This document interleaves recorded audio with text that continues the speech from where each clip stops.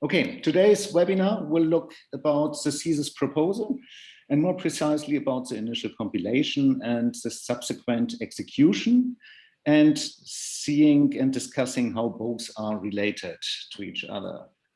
So the general learning outcome is hoped to be to learn how to compile your thesis research proposal and to subsequently turn it into your first thesis draft.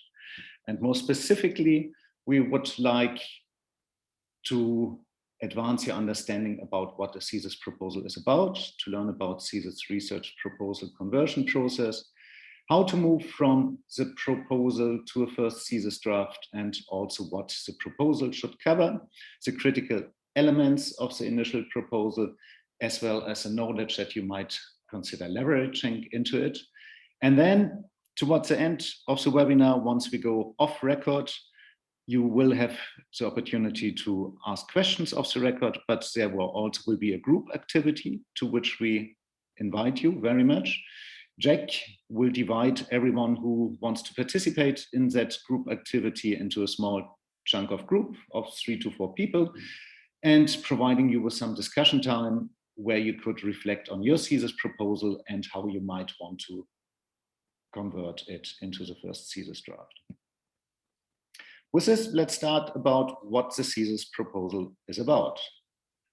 Now, there might be two sides of the coin. The one thing is the thesis proposal as envisioned by you and how neat and nicely your research will progress. That's very much how we would like it to be. But then there also might be the reality, as currently even more struggling as in pre-pandemic times, where we need to cope with family life commitments, work, and all of that is battling against the thesis research and compilation time. So there's an envisioned thing, how we would like it to be, and the reality, and how we likely will need to cope with it. Now, one thing that at the beginning of the research often is missing, and which is making it very hard for most of the people, is the lack of boundaries. So you have a research idea, you know vaguely what your research issue is about, but it's very, very broad. And this broadness can be very daunting and exhausting, and only over time, usually it will become more clear what the research is about, and you will be able to draw your boundaries.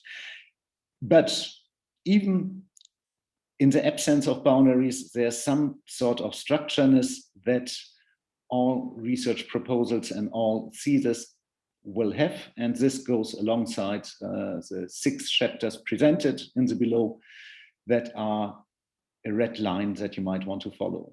It starts from an introduction, the literature review, methodology, the data and findings, analysis and evaluations, up to conclusions. Now, each thesis is unique while it's not, and your thesis might have more than 6 chapters. As a matter of fact, mine has 13, but the reason of that is not that I wanted it to be different, but it was because of the lack of boundaries, and things got muddled and carried away.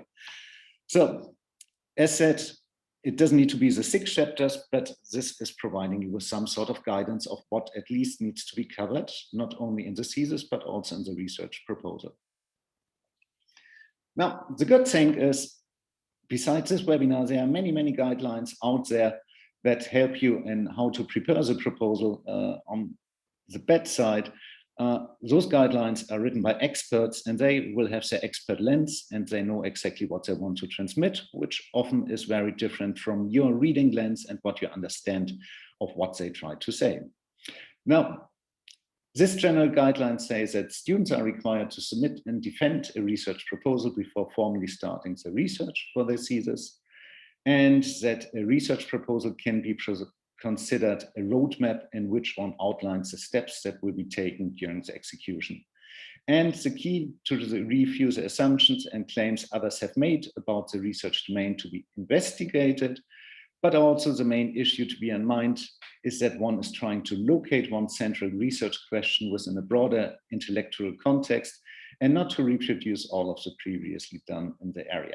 Now, all of those guidance are very specific and very broad at the same time, depending on how you want to read them. Now, if I would read those general guidance, there's one sentence that is nailing it very much down to me about what is a research proposal.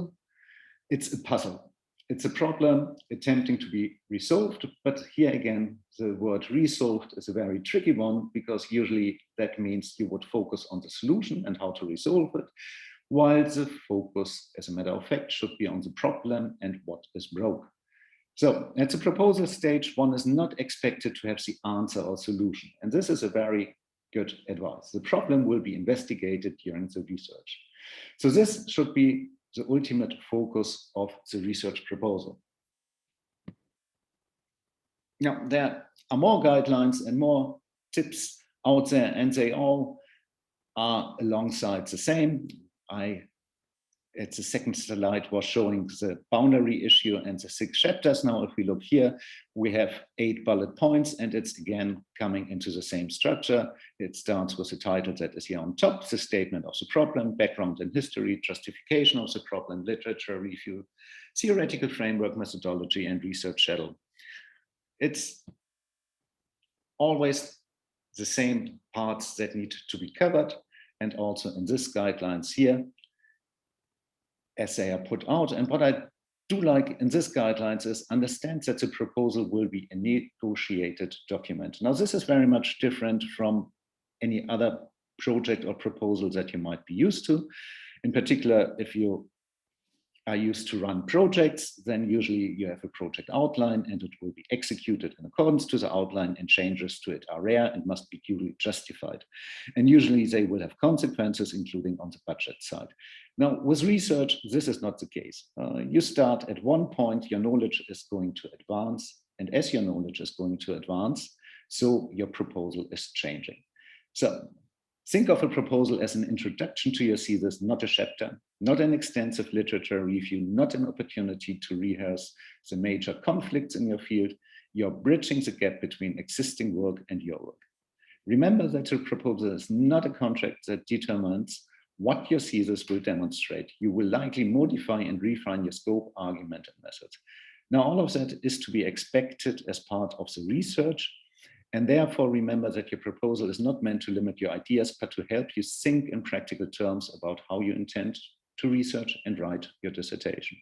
Now, doing research and writing your dissertation should go hand in hand, and it should not be that writing the dissertation is following the research being done, but that as you write from the proposal start up to the very end, you always keep your thesis updated.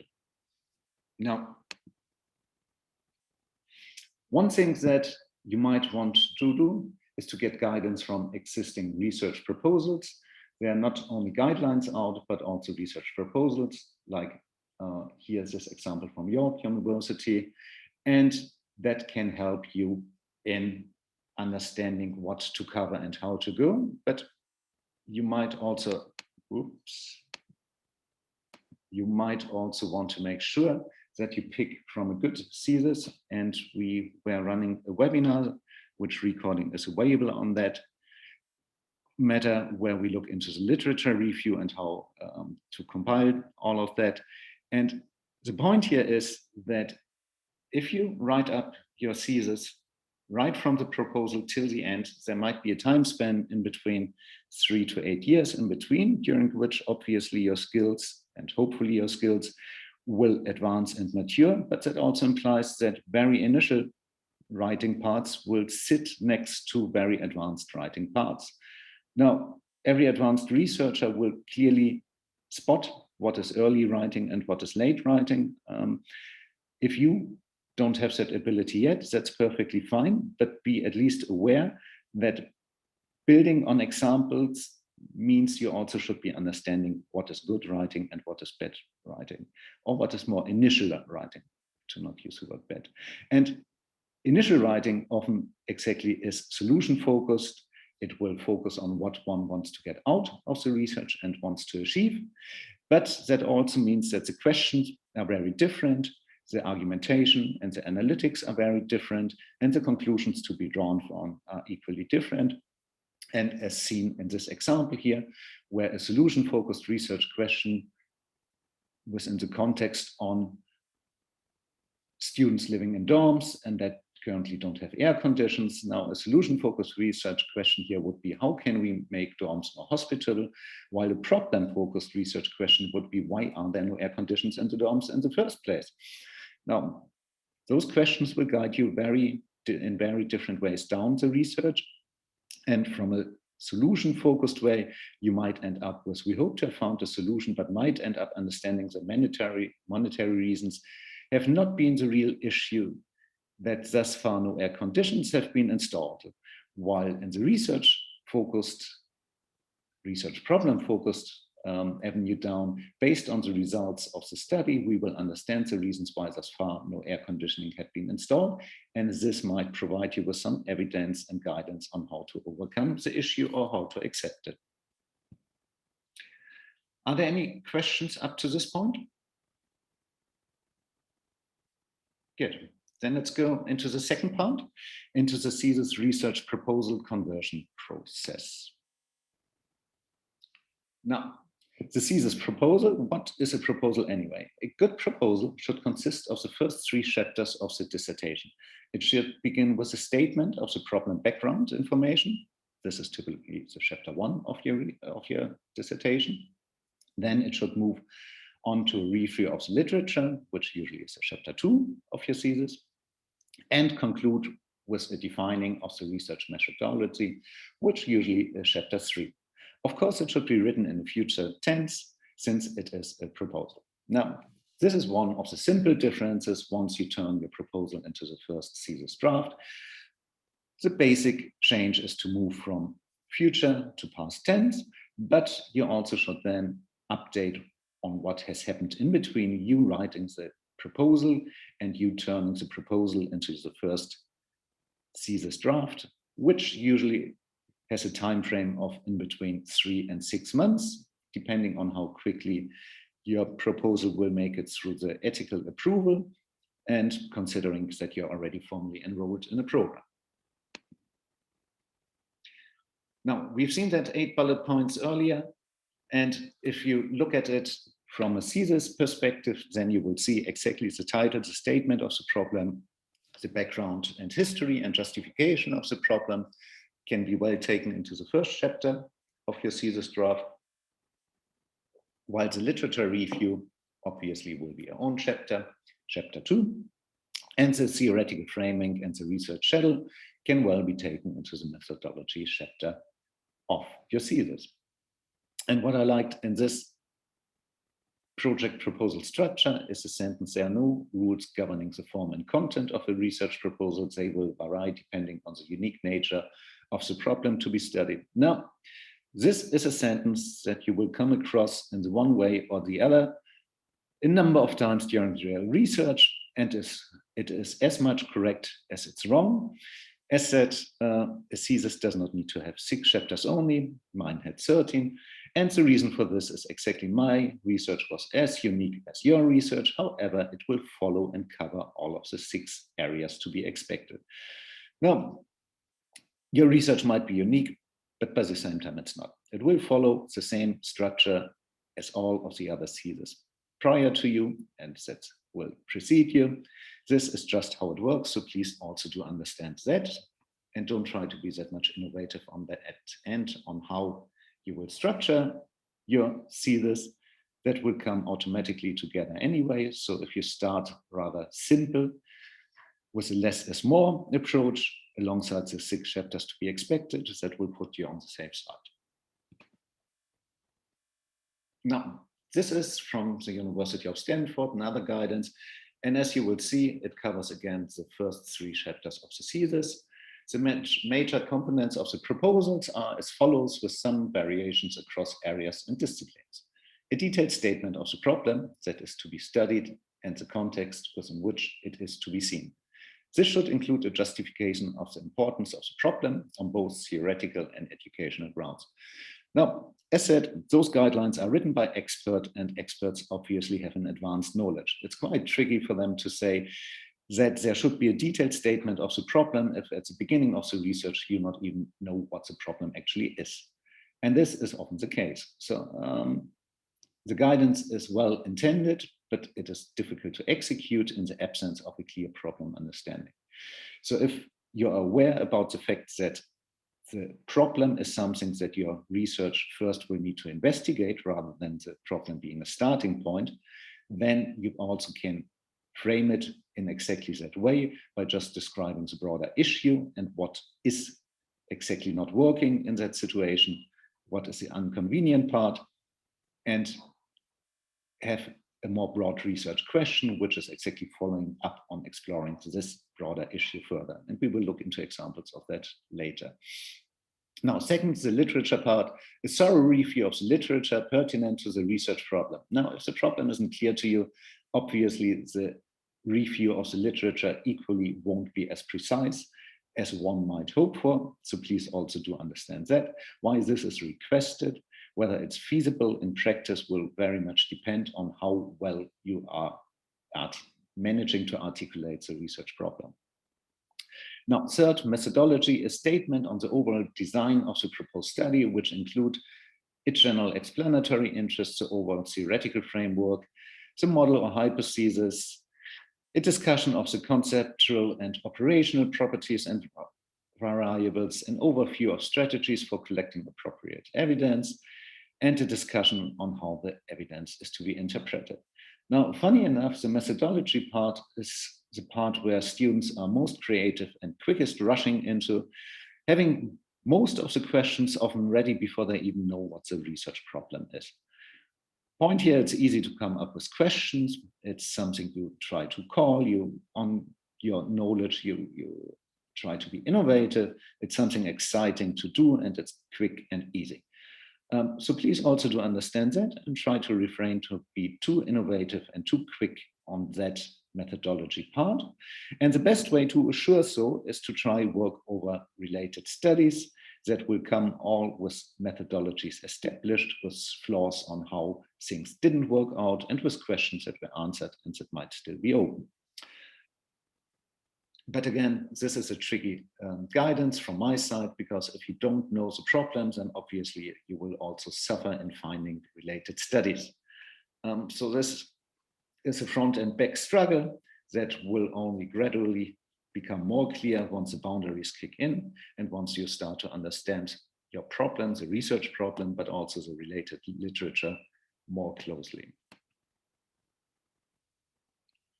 Now, this source from Learner Associates, it's a very dated one, but a very useful one that I found at the web, so I highly recommend everyone to look into it. It has like 40 or 50 points on supporting you in writing your thesis and preparing it.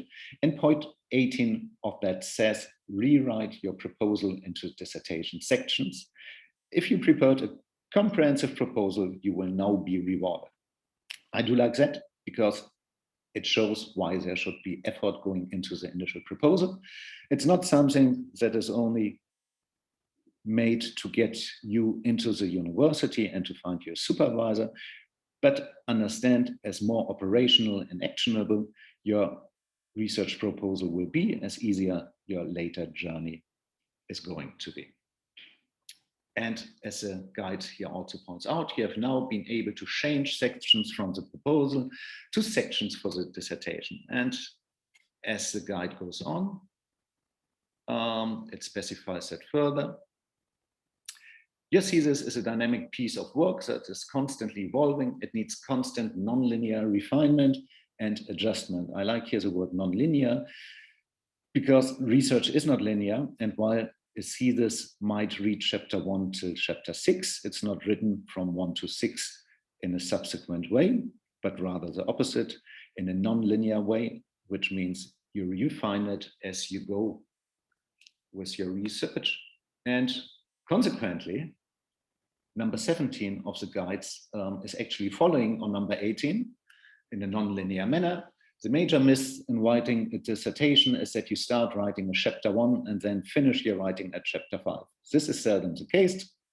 The most productive approach in writing the dissertation is to begin writing those parts of the dissertation that you are most comfortable with. Then move about in your writing by completing various sections as you think of them. At some point, you will be able to spread out in front of you all of the sections that you have written. And we will come into that soon and look into how to build up a thesis draft from the first proposal. So let's look into that, from research proposal to draft thesis. Are there any questions to this point? All right, then let me continue. Now, this is a broad coverage that the proposal should have. There should be a problem issue statement as perceived, the research questions, what is not clear or understood, the key literature sources and related studies, who was looking at this earlier and how have they been looking at it, the methodology, what methods from the key literature sources and related studies could be adopted for this research, the data and findings, what sort of data should be collected and from where. Now, while it's perhaps not clear to you what the issue is and what the key literature studies are, you still will get a bit of an idea about the data and findings, and we come to the techniques in a while. Then the analysis and evaluation, how will the data be analyzed, and the conclusion, what are the expected outcomes of the research.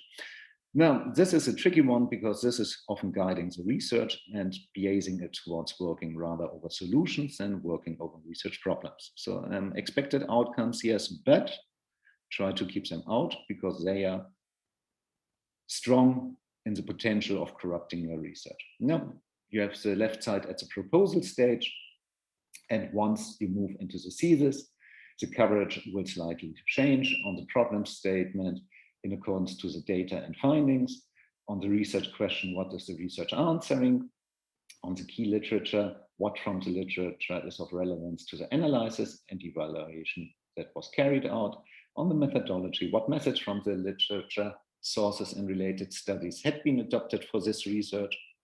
Again, try to be less innovative on this end. And how has this been working out? Data and findings, what data had been collected and what does it tell you? Analysis and evaluation.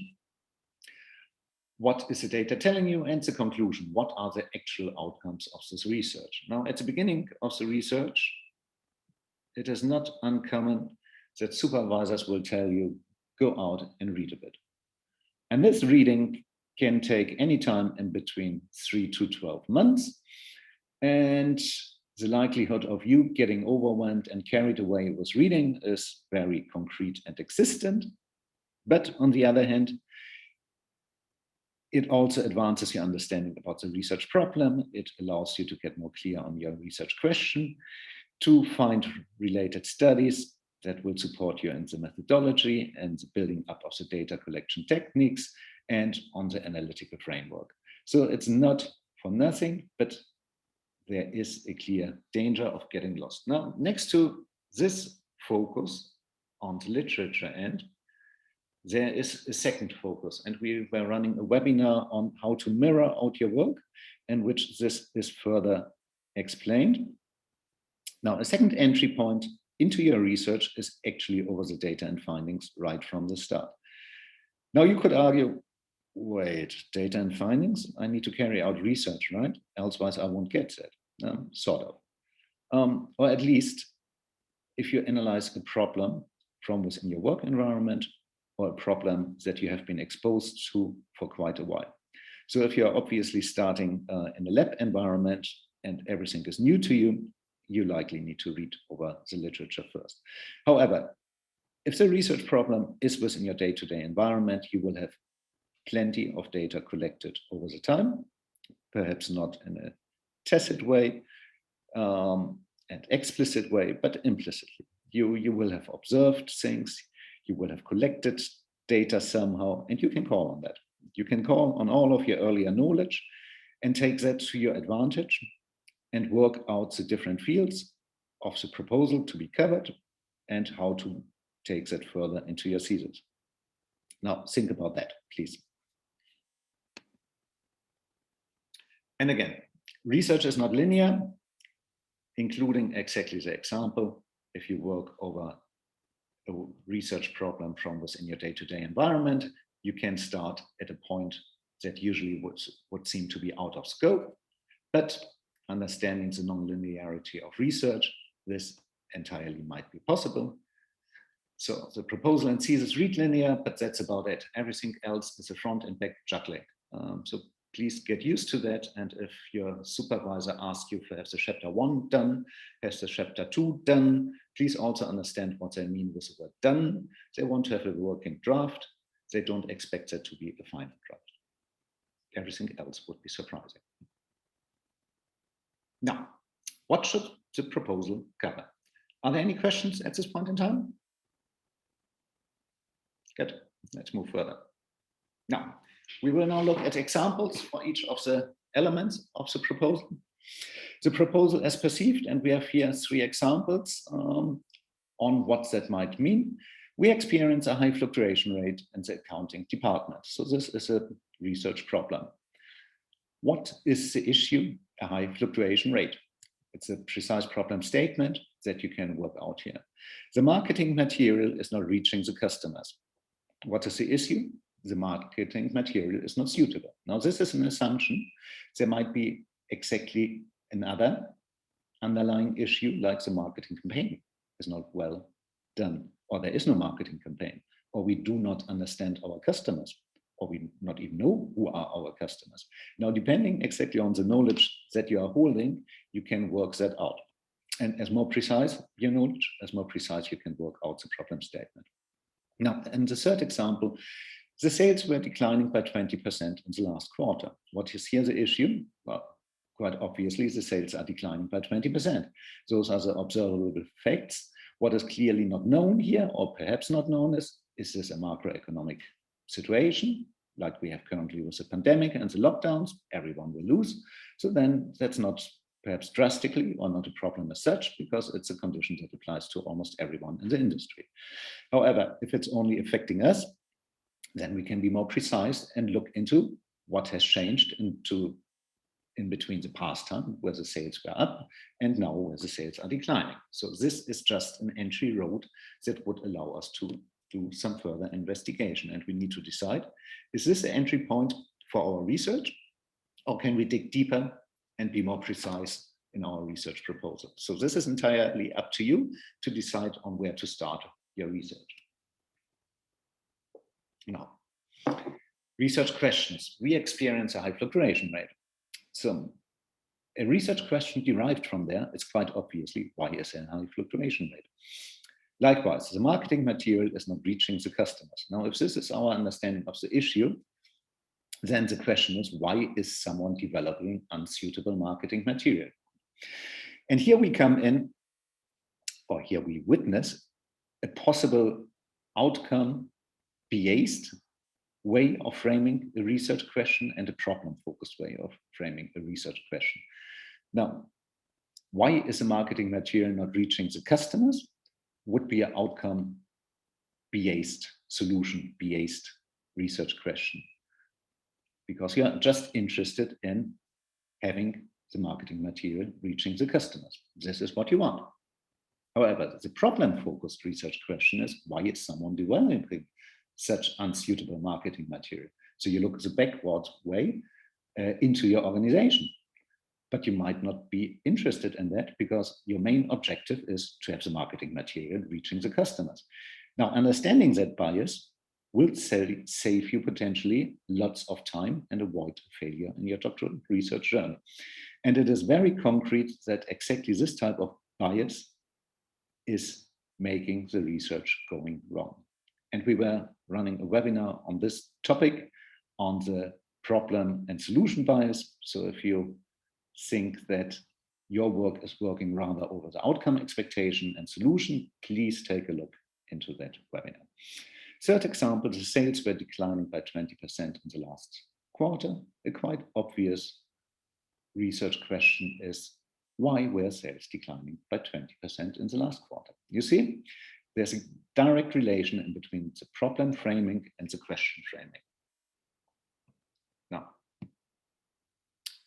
key literature sources and related studies. In the case of the high fluctuation rate, our literature focus would be on where is the fluctuation happening and is this only happening to us? Again, it could be that it's at a meso level, like it's for the entire industry. For example, early consultancy businesses, it's quite understood that you go in, you will spend there some years and you move on. Likewise, gastronomy, you will see the same phenomenon. So this is a meso level happening, which is the starting point by building up the boundaries, like working out, this is so much common to this industry. And now we look into our situation where it's different. Again, first we work out over the external side, the industry side, and then we look into our organization. Second example, why is someone developing unsuitable marketing material? Is this a communication issue? Is it about ignorance in the person? Or is it in wrong perceptions of that person? Now, those are all questions that need to be looked into, and they should be written down, because depending on the angle that you adopt here, the key literature will change. Third example, why were sales declining by 20%? Is this only happening to us? Again, is this just a micro level, or is it a meso or macro level change? And this should be the starting point for the key literature, but also for the data analysis. Is that only our organization? Do we see that in a industry-related industry happening, or is it something that is happening to the entire country or the world?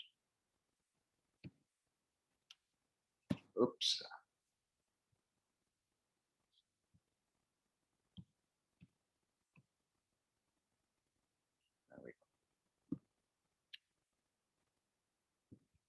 Now we come to the methodology. And this is, as said, the part where you need to be not that much creative, or you shouldn't even be creative, because previous study will provide you with all that you need.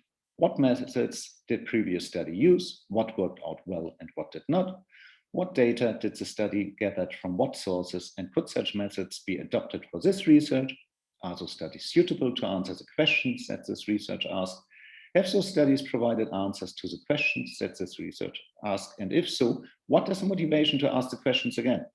And this is a very concrete example, concrete thing happening. Do I need to ask the same questions again? Is there some further knowledge that I want to get out, that I need to get out? Or is the literature already providing me with clarity on where to move on from here? And this is something that well can be part of the literature review, because it allows you to be critical, to compare your situation against what is already known. And finally, what does it take to use such methods, and would there be any training needed to make use of them? Please also understand here the element of training. And this is where research indeed is, your research will be unique. It will be unique in the way of the methods that you adopt and how well you manage to execute them. And if it's the first time that you are doing that, then please consider to get some expert training. If, for example, you intend to carry out interviews, to transcribe, or to do focus groups, there will be trainings available for you. And the likelihood is great that there even will be a budget in your university available for such trainings. And some universities might even offer such training in-house. So try to find that out and get covered on that end. Data and findings. What were the data sources that earlier studies looked at, and would these be relevant to this research? To whom does the problem apparently relate to? Who are the stakeholders that need to be engaged with? What can be observed? What data is already readily available, and what does it tell you? What data still needs to be collected, and for which questions? Now, I said data and findings can be a great entry route into your research proposal, but also into your first thesis draft. If your research problem is something you observed on a day-to-day basis in the past, then this is very much advised to start over here in combination with the more broad issue statement, and to get more precise on it as you work out the data that you already have at hand. Analysis and evaluation part. What were the analysis tools that earlier studies used, and how did they work out? What does it take to use such analysis tools, and would there be any training needed, again, to make use of these analysis tools? Now, Understand the critical elements of the initial thesis research proposal, as well as the existing knowledge to leverage into it. Now, as said, continue to work out the different problem domains. Now, if I refer here to problem domains, then this is because the research that I was carrying out was talking very much about domains. It's originated in software engineering, and the word domain there is quite common. If you carry out your research in different fields, understand the vocabulary in your field, and you might not call it problem domain, but something grouping, themes, whatever. Thank you. Good. Sorry again, we had an internet breakdown, so let's continue from here. As said earlier, the data chapter is a great chapter where to start in the case that you observed the problem already for a while. And you can start working out the different problem domains. As said, you might not call it domains in your research field. That will depend on the vocabulary adopted, but by the end it comes down to what different groupings can be observed to the problem. For example, in the case of high fluctuation rates, you might relate it to individuals, like, for example, the consultancy business, where it's a common thing that there will be a high fluctuation rate in the earlier days. Or it might be related to leadership, where you just have issues in the leadership. So leadership and just the traits and behaviors in that industry are two different problem domains that could be looked into, and there might be more. So as more concrete you are on working that out, as better your starting point will be, both for the research proposal, but also for the research to be carried out. And we do have actually an advanced training course on that, which is freely available, so consider looking into that if you are not clear on the problem domains of your research. Now, as you go along, please keep the problem statement and the research questions updated, and please keep a record on that, on how things evolve, because it will help you as you go through your research in writing up your thesis, because the different things that you start to understand will be parts that you potentially could include either in the literature review part or in the analysis and discussion part of your thesis. So it's very advisable to keep a record on how things do evolve. And exactly, this is an example on how to move from the data and findings into your thesis, because you can take the problem domains, the groupings further, and allow them to build up, help you building up the thesis, right from the introduction chapter with the problem and issue statement over the research questions. It can help you in building up your literature sources and literature review chapter. It can help you in shaping your methodology, and it can provide the structure for your analysis and conclusion. So it's a very practical way in starting your research and getting some boundaries and guidance right from the start. And this is actually how you can visualize this. This is an example from a thesis taken that we were building up. So basically, you keep visual track on how chapters relate to each other. In this case, the findings and analysis, build at the starting point, and then the literature review, the introduction has been shaped in accordance to that, as well as the conclusions. So if you consider this type of visualizing your research, this can help you in structuring it. And if you want to learn more on how to do that, take a look in the mirroring webinar, where this will be further explained. And as you go along, you can observe your research saturating asset, keep a track of the questions, because they will change.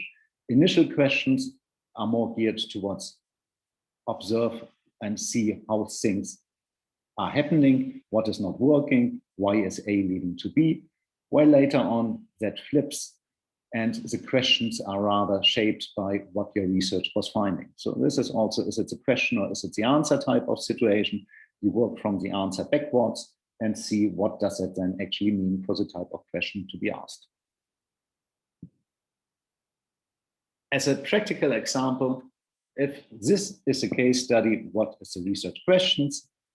If this is the answer, what is the question? Is a panel game from a BBC comedy program mocks a week. From the given answer, panelists rather comically guess the question. In one episode, the panel was given the answer, cheese, wine, and rubbish.